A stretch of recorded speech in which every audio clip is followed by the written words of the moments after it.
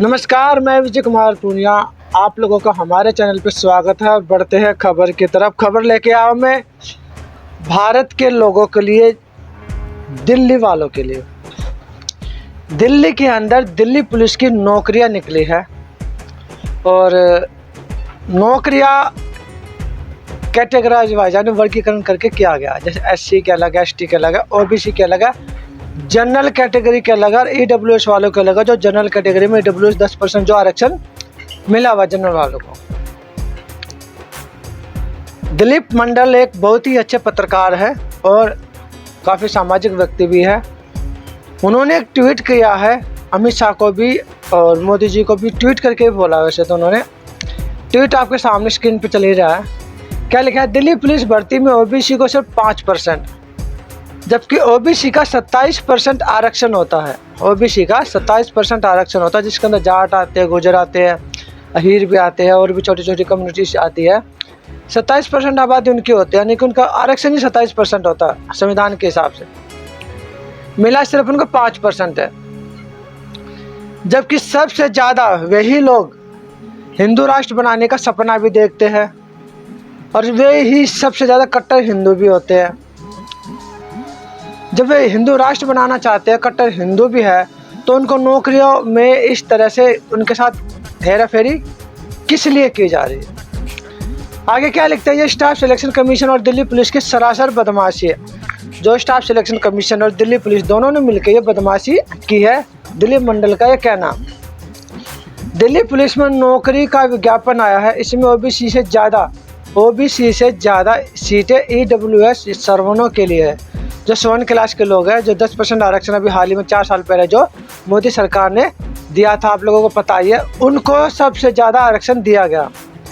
दिल्ली में जाट भी ओबीसी है, जाट, गुज्जर, यादव, सैनी आदि सबसे ज़्यादा है। दिल्ली और आसपास के दिल्ली पुलिस में ओबीसी सबसे ज़्यादा आते रहे हैं, अच्छी सर्विस भी देते हैं। सभी ओबीसी को 429 में यानी 27% की जगह 5% में समेट दिया है। आबादी इनकी आधी है यहाँ पे। अनरिजर्व 40% होना चाहिए, उनको आधे से बहुत ज़्यादा लुटा दिया। जो जनरल कैटेगरी उनको सब 40% रिजर्वेशन होना चाहिए, लेकिन आधे से भी ज़्यादा उनको लुटा दिया है। ये बहुत गलत हो रहा है। ये बात ओबीसी समाज के लोगों की समझ में आएगी या नहीं आएगी, ये तो मैं उन पर छोड़ देता हूँ, क्योंकि वे हिंदू राष्ट्र को अच्छा सपोर्ट करते हैं और कट्टर हिंदू भी आते हैं, लेकिन जब उनकी भागीदारी आती है तब उनको कुछ भी नहीं मिलता। दरअसल आरक्षण को लोग एक गलत तरीके से भी पेश करने की कोशिश करते हैं, बहुत से जिनको पता नहीं होता। आरक्षण एक भागीदारी होती है। जिस तरह से नौकरी दिल्ली पुलिस की नौकरी अब निकली है, इसमें प्रत्येक समाज के लोगों को थोड़ा थोड़ा करके लेना चाहिए। अगर ये आरक्षण नहीं होगा ना, तो एक ही पर्टिकुलर समाज के लोग जो ऊपर बैठे हैं, सत्ता में बैठे हैं या अधिकारी बनकर बैठे हैं, वे सब अपने ही लोगों को भर्ती कर लेंगे। लेकिन आरक्षण का ये फ़ायदा होता है कि उनको मजबूर होना पड़ता है प्रत्येक समाज के लोगों को भर्ती करना। वो लोग बातें बड़े बड़े उच्च पदों पर, जैसे सुप्रीम कोर्ट में जो कॉलेजियम सिस्टम के माध्यम से जज चले जाते हैं, उसमें होता नहीं है। लेकिन आरक्षण का मतलब यही है। अब आपके सामने ये भी है कि नौकरी का भी एक मैंने चार्ट लगा रखा है, जिसमें बॉक्स भी बना हुआ है और इसमें साफ साफ लिख रखा है ईडब्ल्यूएस का, ओबीसी का। ईडब्ल्यूएस का 488 है और ओबीसी की 258, जबकि इनकी 27% आबादी है। और टोटल सीट कितनी है? 4453 टोटल सीट है, जिसमें से 2748 यानी 3000 अगर राउंड फिगर भी मान के चले तो 3000 जो अनरिजर्व लोगों को दिया गया। और ईडब्ल्यूएस को 488 2748 दोनों को मिलाओगे तो 3000 के पार चला जाता है। ये सारा का सारा इसमें एक तरह आप देख सकते हो कि ईडब्ल्यूएस को 810 सीटें हैं और ओबीसी को सब 429। जो अनरिजर्व है, जो जनरल कैटेगरी ईडब्ल्यूएस, जो अभी 10% आरक्षण जनरल कैटेगरी को मिला था, ब्राह्मण समाज को जो दिया गया, तो 710 सीटें उनके लिए और ओबीसी को सब 429 सीटें दी गई है। और साथ में 4555 टोटल वैकेंसी है। तो इस तरह से आप देख सकते हैं किस तरह से ओबीसी को नौकरियों से बाहर रखने की कोशिश की गई है। अब ओबीसी की समझ में कब आएगी बातें वो तो यही जाने, बाकी लेकिन हमने आपके सामने डाटा सारा पेश कर दिया है। अब चलते हैं शिवराज सिंह चौहान के मध्य प्रदेश में।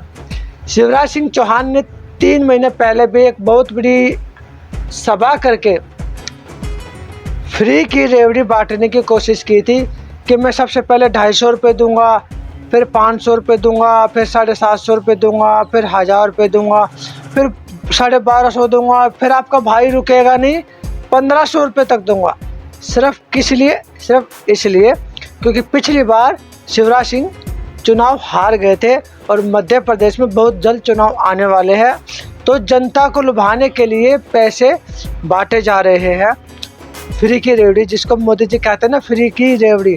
और बहुत से भाजपा के कार्यकर्ता इस बात को भी कहते हैं कि अरविंद केजरीवाल जो है फ्री करके देश को बर्बाद करने लग रहा, तो यहाँ पे शिवराज सिंह चौहान भी देश को ही बर्बाद कर रहा फ्री करके।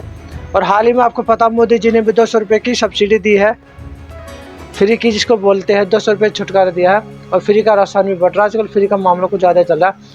तो शिवराज सिंह चौहान ने अपने ट्वीट पे, आपके सामने ट्वीट भी दिखाई दे रहा है, इसमें क्या लिखा है, सावन से 3 दिन पहले मैंने 250 रुपये डाले थे, अब 10 सितंबर को मैं 1000 रुपये डालूंगा, साथ ही अक्टूबर से हर महीने 1250 रुपये दिए जाएंगे।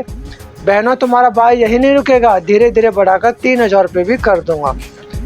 इलेक्शन अगर ये जीत जाते हैं, इलेक्शन जीतने के बाद आप अपने अकाउंट में एंट्री करा के देखना ये पैसा कंटिन्यू आएगा या नहीं आएगा। ये सब इलेक्शन से पहले का है।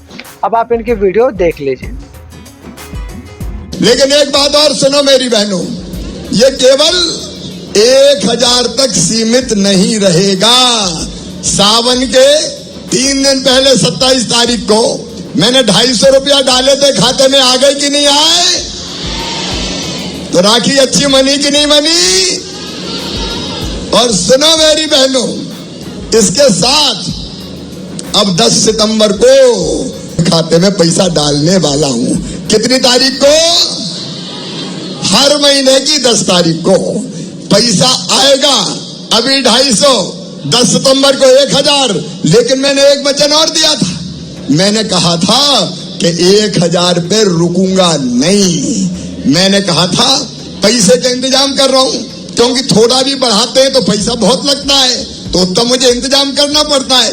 तो मेरी बहनों, मैंने तुम्हें वचन दिया था कि पैसे का इंतजाम कर रहा हूं, जैसे ही इंतजाम होगा तो 1000 से बढ़ा के 1250 कर दूंगा। अब ये भी 1250 हो जाएंगे 27 के और 10 तारीख के मिला के, और अक्टूबर में भी 1250 रुपया दिए जाएंगे। अब हर महीना 1250 रुपया महीना दिए जाएंगे।